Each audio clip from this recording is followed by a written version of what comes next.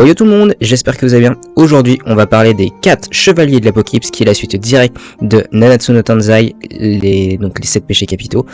Faut savoir que je suis un très gros fan des 7 péchés capitaux, notamment de Meliodas et d'Elisabeth.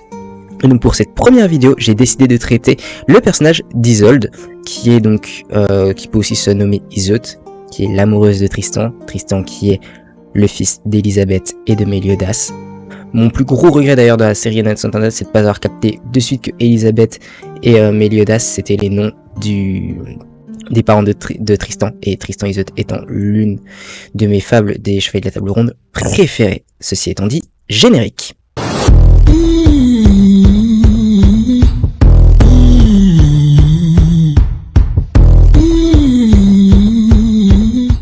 Alors il y a beaucoup de choses à dire sur le personnage d'Isolde.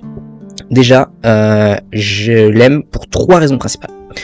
Premièrement, sa dualité, son amour pour Tristan. On va faire un petit passage sur les légendes arthuriennes, notamment. Et sa représentation dans le manga et l'anime. Donc la vidéo va se diviser vraiment en 3 parties. Premièrement, qu'est-ce qu'on apprend? Donc on fait la rencontre d'Isolde par l'intermédiaire de Percival. Donc Percival, Perceval, ça dépend comment vous le prononcez. Moi je vais dire Percy. Pour moi ça coupe tout débat. Donc pourquoi est-ce que j'aime la première façon dont on découvre le personnage à travers les yeux de Percy. C'est très important de le rencontrer à travers les yeux de Percy, parce que Perceval, que ce soit donc dans les légendes arthuriennes, que ce soit dans Camelot, Perceval est toujours considéré comme un personnage naïf, très enfantin. Donc c'est la vision la plus pure du monde qu'on puisse voir, sans a priori. Et la première chose qu'on rencontre chez Iseut, c'est un personnage assez froid au niveau de ses airs de visage. Elle est assez renfermée, elle paraît assez dure, et ça contraste totalement avec les couleurs du personnage. En fait, faut savoir que Isolde a des couleurs assez assez claires, assez pastel. Donc c'est quelque chose de doux en soi. Si on la regarde la première fois qu'on la voit, donc elle est en armure. Une armure, donc c'est gris, et le reste c'est une espèce de robe couleur rose pastel, donc c'est quelque chose de très doux, très féminin, très délicat, des cuissardes, pareil avec des talons, donc encore quelque chose et des grands gants. Donc là on est vraiment sur un archétype de personnage féminin, et pourtant avec un visage très fermé. Donc on a déjà là la première dualité du personnage qui indique que le personnage est plus profond qu'il n'y paraît. Il faut pas toujours se fier aux apparences. Secondement, quand on voit le personnage, donc elle a des couleurs qui matchent assez bien ensemble. Donc elle est élégante, elle est forte, on l'a dit, un personnage en armure, donc avec un visage assez ferme, qui a un objectif précis. Et la seule chose qui dénote du personnage, c'est ce petit ruban qu'elle a sur la tête, qui lui fait deux petites oreilles de lapin. Il me fait énormément penser d'ailleurs, je sais pas si j'aurai le temps de glisser le petit easter egg, à un des premiers personnages qu'on rencontre dans Genshin Impact. Après, il fait des petites oreilles de lapin. C'est très mignon.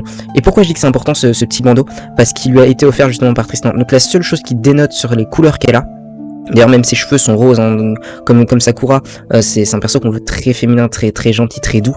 Et la seule chose qu'on lui met de vraiment coloré, c'est ce bandeau rouge. Alors rouge-rose, ça a une très grande importance. Pourquoi rouge? Le rouge, c'est la couleur de l'amour, de la passion. Et ça a été offert par Tristan. Donc voilà, ne serait-ce que par là, ça veut dire beaucoup sur le car design du personnage. Donc pour le moment, on pourrait dire qu'elle ne vit un peu que pour lui. Donc le personnage est très tourné vers Tristan. Ça c'est cool. Ça me permet d'enchaîner justement sur son amour pour Tristan. J'adore sa dévotion, son amour qu'elle a pour le personnage Tristan. Isolde est capable de tout pour Tristan parce qu'elle l'aime d'un amour sincère et inconditionnel. Et la façon la plus simple de voir l'amour d'Isolde pour Tristan, c'est ses pouvoirs. En fait, ses pouvoirs, c'est littéralement la cristallisation de son amour dans des objets qui créent des explosions. En fait, c'est ces sentiments qui sont cristallisés et qui peuvent exploser. Et c'est vraiment marrant de voir comment ils ont transformé ça, parce que l'amour, normalement, on a tendance à penser que c'est doux, c'est quelque chose de réconfortant. Elle arrive à en faire une explosion, mais pour toujours protéger celui qu'elle aime. Et ça, c'est cool. Et là, on va faire un petit point sur les légendes arthuriennes, parce que c'est moi qui décide, voilà, globalement. Et c'est la première légende de Tristan Iseut, c'est la première légende des fables arthuriennes que j'ai vue quand j'étais en CP, donc en cours élémentaire. Et ça m'a passionné, c'était ça ma porte d'entrée dans les légendes arthuriennes, dans les trucs de tout ce qui est chevalier, mythe, etc. Et ça m'a passionné, cet amour entre les deux persos. C'est un peu Roméo et Juliette des Chevaliers de la Table Ronde, quoi. C'était très beau, et bon, à la fin c'est tragique parce qu'il meurt, Tristan part, il revient, il a pas dressé le bon mât. Enfin, Bref, c'est très tragique et j'aime bien les drames, ça en passant aussi. Et c'est très cool, tu vois, je retrouve deux de mes personnages préférés des légendes arthuriennes. En plus, c'est le fils de mes personnages préférés parce que forcément c'est le fils de Meliodas et Elisabeth et j'adore Meliodas et Elisabeth et je suis en mode ah c'est trop cool et de voir son amoureuse dedans, je m'attendais pas à la voir et en plus c'est les chevaliers là, c'est pas juste une noble dame. En fait non, c'est c'est un personnage à part qui a son importance dans l'histoire, encore plus dans les scans, mais je spoil pas trop hein. Et c'est ça que j'aime bien en fait aussi dans cette adaptation d'Isolde, c'est sa représentation dans le manga. En fait là on n'a pas une princesse dont Tristan pourrait tomber amoureux, non, on a un chevalier femme, forte, indépendante, qui a décidé de se battre pour son amour. Parce qu'en fait Tristan a gagné son respect, non pas seulement parce qu'il a un prince, mais pour la personne qu'il est, pour ce qu'il dégage, sa gentillesse, sa candeur. On fera un épisode bien évidemment sur Tristan, mais en fait de base on a cassé les codes. Là c'est plus juste une demoiselle en détresse, là on a inversé, la demoiselle en détresse c'est entre guillemets Tristan, et c'est cool de voir comment ça peut fonctionner dans l'autre chance. On n'a pas une, là par exemple si on fait un rapport avec Mario, tu vois, là c'est comme si Mario devenait la princesse sauvée, que c'est Peach qui venait la sauver. C'est très très marrant et je trouve ça très très cool d'avoir un personnage comme ça. Et en plus si on regarde la morphologie d'Isolde est très très grande en fait. Alors moi j'ai théorisé que c'est peut-être une géante, j'en discutais avec J, que vous avez déjà vu dans d'autres vidéos qui regardent le manga etc. Il dit bah non parce qu'en fait il y a des personnages qui sont naturellement grands, et il me fait notamment regarde Doflamingo dans One Piece. Je me dis ah oui effectivement c'est vrai qu'il y a des personnages sans forcément avoir du sang de géant qui sont effectivement très grands.